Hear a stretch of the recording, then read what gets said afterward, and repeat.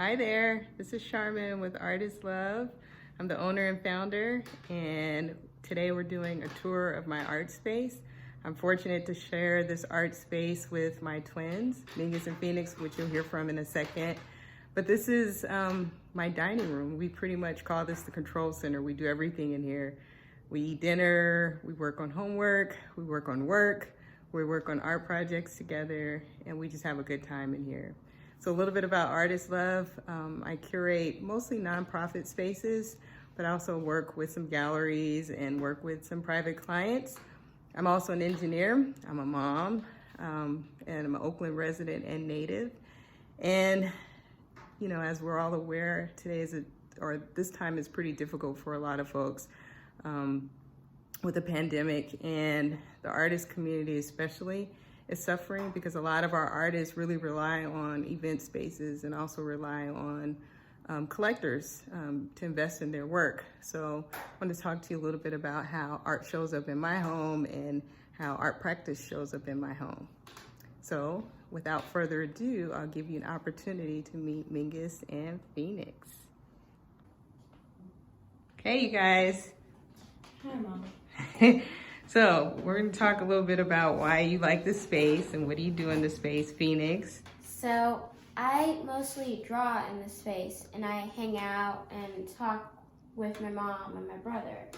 And so my field is fashion illustration, and so this is my Japanese kimono illustrations. And what I wanted to try to capture is like the silk elements and what you would normally see in a typical kimono, and I just tried to bring it to life in my own interpretation.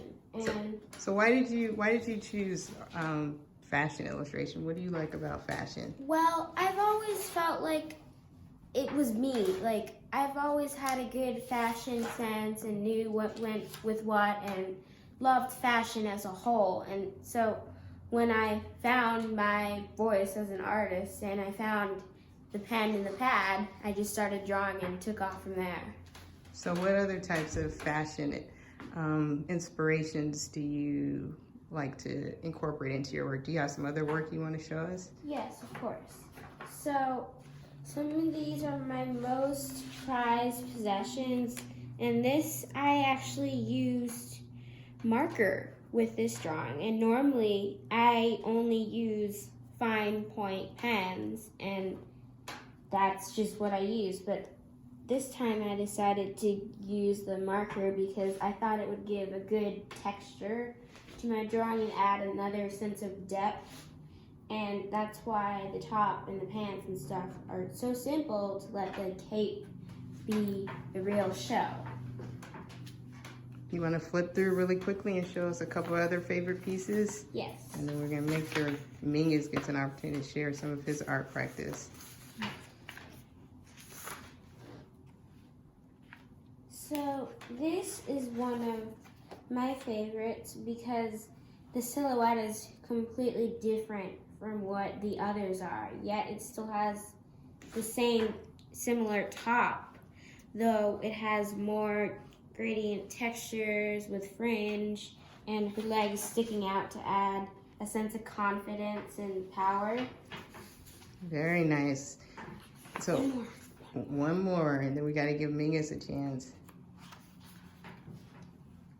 So this is my favorite out of all of them because it's very simple, but it's my favorite because the pants are the show here, and I took inspiration from my mom's bedroom with another piece of artwork with wood shingles, and I took those shingles and tried to incorporate them in a whole series of my drawing. And this is just one piece of that whole series. And I did the top so simple just because you have to know how much is too much.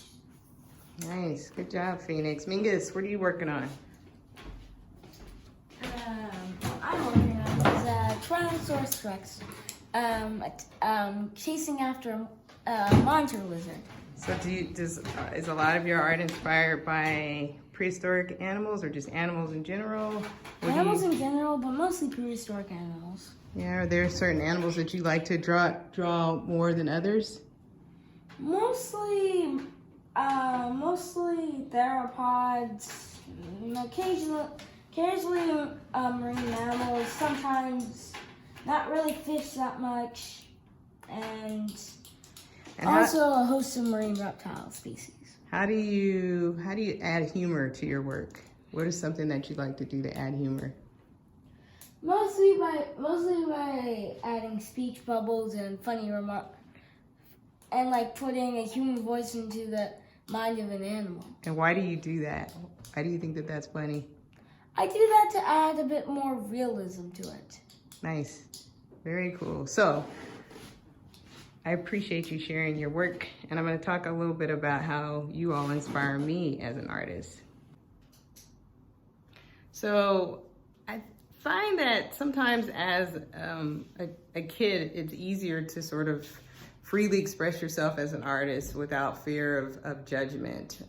I think you tend to be a little bit more open and kind of, allow your imagination to kind of take control and help you to feel a little bit less afraid. So my kids have always talked to me about the importance of actually showing my art practice and following my art practice and understanding that curation is a form of art, but not being afraid to see my own personal narrative included in an exhibition space. And so that's something that I'm trying to work through right now. And it took my 10-year-old daughter to help me identify the type of artist that, or the type of art that I like to practice. And it really makes sense because I enjoy collage art, and collage art really speaks to me because it allows me as someone who thinks in the terms of arrangement and the art of arrangement to take pieces to create and tell a story. Pieces, all different types of pieces. And right now I'm working on a project where I can sort of fuse my love for both shoes, which I have a crazy love affair with, and denim, also one of my favorites. So I found that with a lot of shoes, I have lots of shoe protection bags, and I thought, why not recycle some of those bags, because I don't use all of them to protect shoes. So I started using the bags and old cut-off pieces of denim to create collage art pieces, which I'll show you in a second, the piece that I'm working on right now. Did it for you.